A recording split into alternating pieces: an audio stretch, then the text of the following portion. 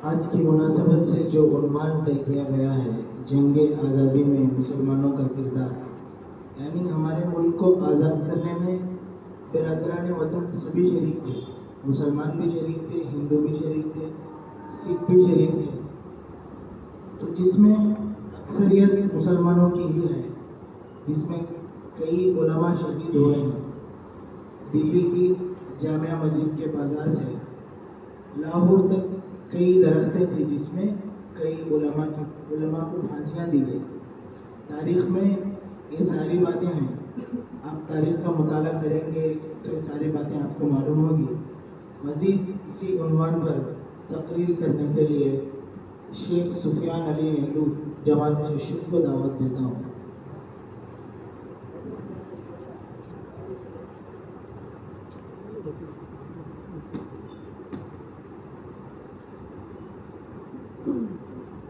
السلام علیکم۔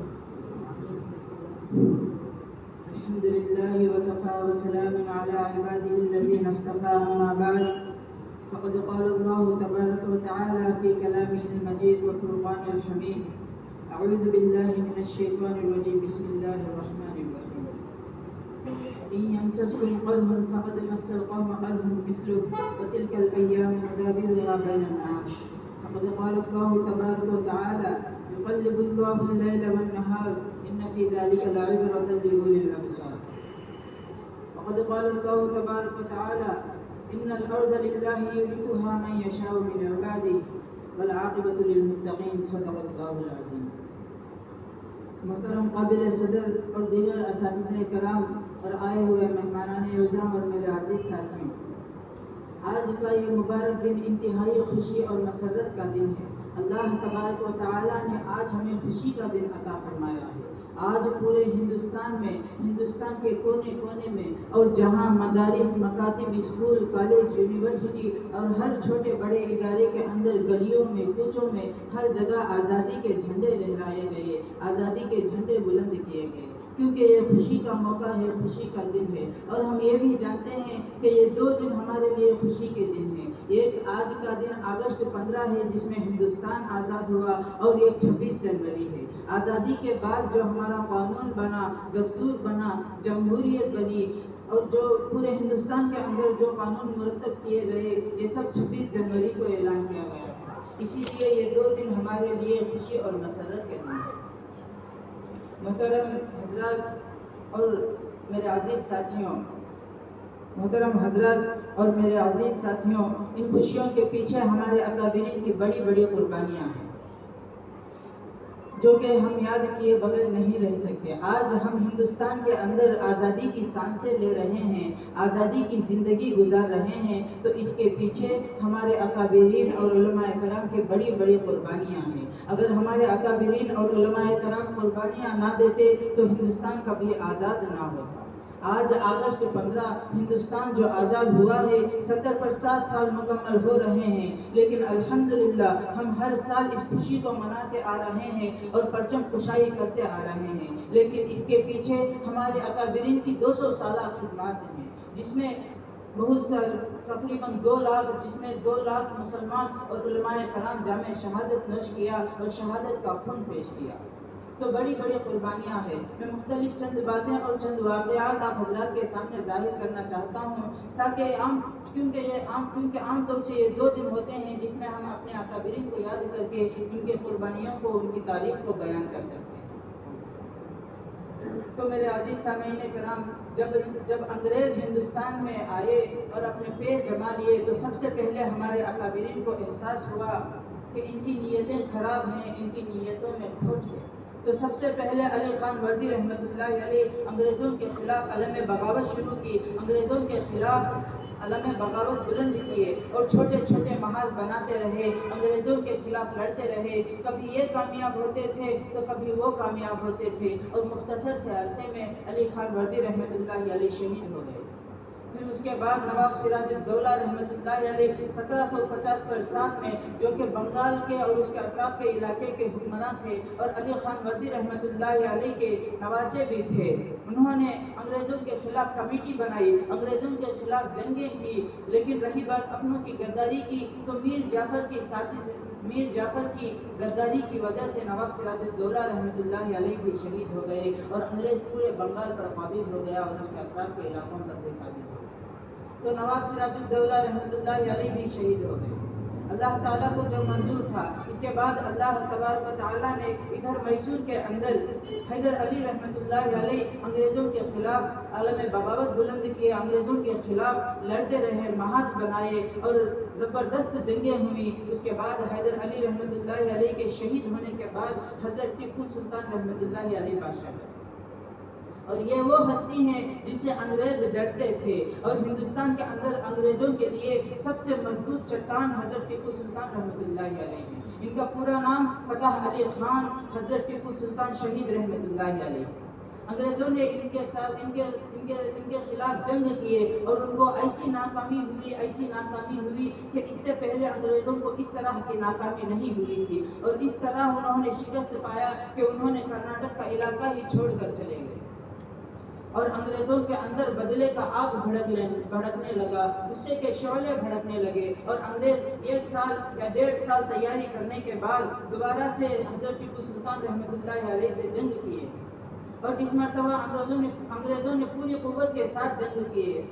جس میں ٹیپو سلطان رحمۃ اللہ علیہ کامیاب بھی ہوئے اور ناکام بھی ہوئے. قرآن جو کہتا ہے جنگ احد کے بارے میں, ان یمسسکم قرح فقد مس القوم قرح مثلہ, کہ اے مسلمانوں اگر تم کو زخم پہنچا ہے تو دشمن کو بھی زخم پہنچائے. وتلک الایام نداولها بین الناس, اور یہ دن جو ہم لوگوں کے لیے باری باری بدلتے رہتے ہیں. ٹھیک اسی طرح یہ منظر بھی ہوا, ایک طرف کامیابی ہوئی تو دوسری طرف اپنوں کی غداری کی وجہ سے ناکامی بھی ہوئی, اور حضرت ٹیپو سلطان رحمۃ اللہ علیہ 2 قدم پیچھے ہٹے اور یہ معاہدہ طے ہوا, اور یہ معاہدہ طے کرنے پر مجبور ہو گئے کہ حضرت ٹیپو سلطان شہید رحمۃ اللہ علیہ 3 کروڑ روپے نقد اور اپنی حکومت کی آدھی سرزمین اور اپنے 2 شہزادوں کو انگریزوں کے پاس بطور یرغہ دینا پڑا. پھر اس کے بعد 17 سال یا 19 سال یا یہ قول کے مطابق 21 سال تک حضرت ٹیپو سلطان شہید رحمۃ اللہ علیہ کی حکومت قائم رہی. لیکن انگریزوں کے لیے ہندوستان میں سب سے مضبوط چٹان حضرت ٹیپو سلطان رحمۃ اللہ علیہ تھے, اور انگریز یہ سمجھنے پر اور بلکہ یہ کہنے پر مجبور ہو گئے کہ جب تک ٹیپو سلطان ہندوستان کے اندر رہے گا ہم ہندوستان پر حکومت نہیں کر سکیں گے. تو اسی لیے انہوں نے اندرونی طور سے میر صادق کو خرید لیا, اور میر صادق یہی حضرت ٹیپو سلطان رحمۃ اللہ علیہ کی ناکامی اور شہادت کا ذریعہ بنا. اور 1790 کو 9 میں جنگ میں 4 مئی کو حضرت ٹیپو سلطان رحمۃ اللہ علیہ جنگ کرتے کرتے شہید ہو گئے. تاریخ کی کتابوں میں لکھا ہے, حضرت سید میاں صاحب دیوبندی رحمۃ اللہ علیہ نے لکھا ہے کہ حضرت ٹیپو سلطان رحمۃ اللہ علیہ آخر تک ڈٹ کر لڑتے رہے, اور ان کے جو الفاظ تھے کہ گیدڑ کی 100 سالہ زندگی شیر کی 1 دن کی زندگی ہے, اور صرف کہا ہی نہیں بلکہ کر کے دکھایا کہ حضرت ٹیپو سلطان رحمۃ اللہ علیہ اکیلے تنہا لڑتے رہے, سبوں نے چھوڑ دیا, سبوں نے غداری کی, لیکن حضرت ٹیپو سلطان رحمۃ اللہ علیہ تقریباً 3.5 گھنٹے تک اس ساری فوج کے ساتھ لڑتے رہے اور آخر میں زمین پر گر گئے. معلقین نے لکھا ہے کہ حضرت کے زمین پر گر جانے کے بعد بھی 2.5 گھنٹے تک انگریزوں میں سے کسی کو حضرت ٹیپو سلطان رحمۃ اللہ علیہ کے قریب جا کر یہ دیکھنے کی ہمت نہیں ہوئی کہ یہ کہیں سویا ہوا ہے, کہیں بے ہوش تو نہیں ہے, کہیں زخمی تو نہیں پڑا ہوا ہے, کہیں اٹھ نہ جائے. پھر 2.5 گھنٹے بعد انگریزوں نے ہمت کر کے آگے بڑھا اور جا کر دیکھا تو تب جا کر واقعی یقین ہوا کہ یہ مرد مجاہد ہمیشہ کے لیے سو گیا ہے. اور اس کے بعد انگریز کمبخت نے آپ کے پشت پر پیر رکھا اور کہا کہ آج سے ہندوستان ہمارا ہے, آج سے ہندوستان ہمارا ہے. اور وہ یہ سوچتا تھا, یہ سمجھتا تھا کہ ان کے لیے جو چٹان تھا وہ ہٹ گیا ہے اور وہ کامیاب ہو گئے ہیں. پھر اس کے بعد یہ جنگوں کا سلسلہ ماند پڑ گیا. پھر 1803 میں حضرت مولانا شاہ عبدالعزیز محدث دہلوی رحمۃ اللہ علیہ نے یہ فتویٰ جاری فرمایا, اور وہ فتویٰ کیا تھا کہ پورے ہندوستان کی سرزمین ہل گئی, پورے مسلمانوں کے اندر ایک نیا جوش پیدا ہوا کہ ہندوستان اب دارالحرب بن گیا ہے, اب جو بھی مسلمان ہندوستان میں رہے گا وہ جنگ کرے گا, اور جب تک رہے گا جنگ کرتا رہے گا, گویا جنگ فرض عین ہو گئی ہو. اور وہ کیا فتویٰ تھا کہ ہندوستان کے سارے مسلمانوں کے اندر ایک نیا جوش پیدا ہو گیا، نئی روح کو ڈال دی گئی ہو۔ پھر اس کے بعد 1826 میں سر سید احمد شہید رحمۃ اللہ علیہ اور حضرت اسماعیل شہید رحمۃ اللہ علیہ انگریزوں کے خلاف محاذ بنائے، انگریزوں کے خلاف لڑتے رہے، لکھنؤ سے ہوتے ہوئے دیوبند سے ہوتے ہوئے سب کو جمع فرمایا۔ جمعہ کا دن تھا، میدان میں جمع ہوئے اور انگریزوں کے خلاف لڑتے رہے۔ دشمن کے سامنے کبھی سر نہیں جھکایا، سر کٹانا تو پسند کیا لیکن سر جھکانا پسند نہیں کیا، اور آخر تک لڑتے لڑتے شہید ہو گئے۔ پھر اس کے بعد 1806 میں دارالعلوم دیوبند کی تعمیر کی گئی۔ ہمارے اکابرین نے تعمیر کیا تھا، جو انار کے درخت کے نیچے شروع ہوا تھا، جس کے پہلے استاد مولانا محمود صاحب رحمۃ اللہ علیہ اور جس کے پہلے شاگرد حضرت مولانا محمود الحسن رحمۃ اللہ علیہ ہیں، جو آگے چل کر شیخ الہند کے نام سے مشہور ہے۔ تو میرے عزیز سامعین کرام، میں آپ لوگوں کو اس ادھر کے علاقے کے مرد مجاہد کے بارے میں کچھ باتیں بتانا چاہتا ہوں۔ مولانا احمد اللہ شاہ رحمۃ اللہ علیہ، جن کے بارے میں لکھا ہے کہ وہ مدراس کے اطراف کے علاقے میں پیدا ہوئے اور وہیں پر انہوں نے علم حاصل کیا اور زبردست عالم دین بنے، اور ان کا ایسا رعب تھا، ایسے مرد مجاہد تھے کہ ان کے بارے میں مفتی سلمان صاحب نے لکھا ہے کہ خوف نام کی کوئی چیز ان کے قریب بھی نہیں آتی تھی۔ وہ مدراس کے اطراف کے علاقے کی ایک مسجد میں امامت کرتے تھے۔ ان کے اندر ایسا جوش پیدا ہوا کہ انہوں نے دہلی کا سفر کیا، جے پور سے ہوتے ہوئے حیدرآباد سے ہوتے ہوئے انہوں نے دہلی کو پہنچے، اور اس وقت وہاں جو بڑے بڑے اکابرین تھے ان سے ملاقات کیے اور ان سے مشورہ لیا کہ میں جہاد میں شامل ہونا چاہتا ہوں۔ تو وہاں کے اکابرین نے یہ مشورہ دیا کہ اس وقت آندھرا کے اندر دین کی بہت کمی ہے، بے حد ضرورت ہے، تم وہاں چلے جاؤ۔ پھر اس کے بعد مولانا احمد اللہ شاہ رحمۃ اللہ علیہ آندھرا آ گئے۔ وہاں آندھرا کی سب سے بڑی مسجد کے اندر جمعہ کی نماز کے لیے بمشکل 25 یا 30 آدمی آتے تھے۔ وہاں حضرت گئے اور وہاں محنت کیے، دین کی محنت کیے، اور اس مسجد میں جس میں جمعہ کی نماز کے لیے 25 یا 30 آدمی آتے تھے، حضرت کا خطاب سننے کے لیے اسی مسجد میں 10,000 علماء اور عوام آیا کرتے تھے۔ حضرت نے وہاں بہترین انقلاب پیدا ہوا، حضرت نے وہاں بہترین محنت کیے، دین کی محنت کیے۔ اس کے بعد انگریزوں کی بری نظر وہاں پڑی کہ ایک مرد مجاہد کے لیے اتنے عوام، اتنے لوگ آ رہے ہیں۔ پھر اس کے بعد حضرت کو محسوس ہوا کہ اب یہاں رہنا صحیح نہیں ہے، کیونکہ وہاں انگریزوں کی بری نظر پڑ گئی تھی اور انگریز آپ کے پیچھے ایک جاسوس کو لگا دیا تھا۔ پھر اس کے بعد حضرت آندھرا سے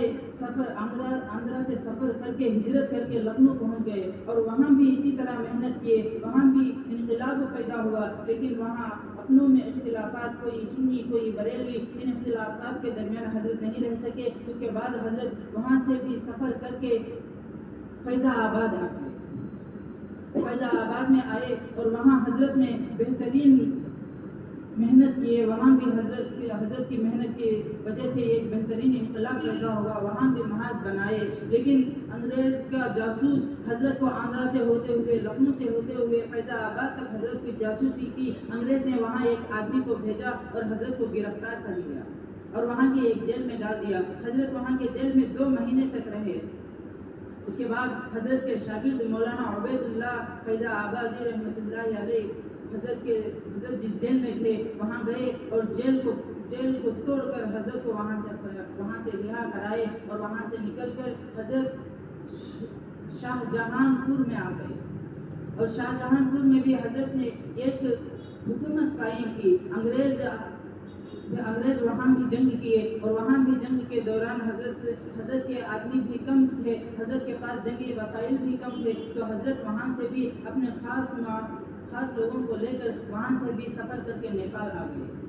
اور حضرت نیپال آنے کے بعد نیپال کا بادشاہ پاوین نے یہ دیکھا کہ حضرت سرحدوں سے ہوتے ہوئے حضرت نے نیپال تک آ گئے تو وہ یہ سمجھ گیا تھا کہ حضرت کے ساتھ جنگ کرنا اتنا آسان نہیں ہے، تو اس نے حضرت کے ساتھ ایک تدبیر کی، بلکہ یہ کہو کہ اس نے غداری کی کہ حضرت کے پاس ایک قاصد کو بھیجا کہ لڑائی جھگڑا نہیں، ہم معاہدہ کرتے ہیں، مل جل کر رہتے ہیں۔ تو حضرت کو قلعے کے اندر دعوت دیا، تو حضرت قلعے کے اندر اپنے شاہانہ انداز میں داخل ہوئے اور وہاں اطراف دونوں طرف آدمیوں کو کھڑا دیا گیا تھا۔ جیسے ہی حضرت اندر داخل ہوئے، حضرت کے اوپر گولیوں کی بارش برسا دی گئی اور وہاں کا بادشاہ پاویل نے نیچے اترا اور حضرت کے سر کو دھڑ سے الگ کر دیا اور سر کو انگریزوں کے پاس بھیج دیا اور اس حضرت کا جو جسم تھا اس کو انگار میں پھینک دیا،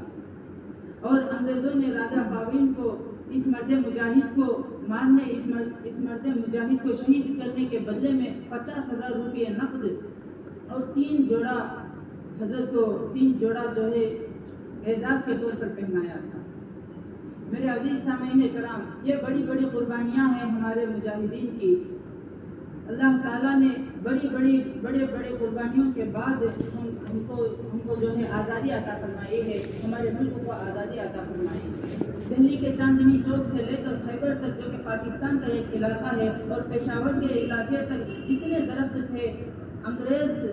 تھامسن خود لکھتا ہے کہ کوئی درخت ایسا نہیں جس کے نیچے ایک مولوی کی لاش نہ لٹک رہی۔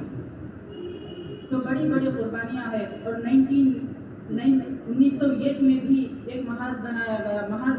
گئے، 1911 میں بھی محاذ بنائے گئے، 1919 میں دہلی میں ایک جنگ ہوا جس میں 1400 مسلمان اور اس میں علماء کرام بھی تھے، ان کا خون ایسے بہا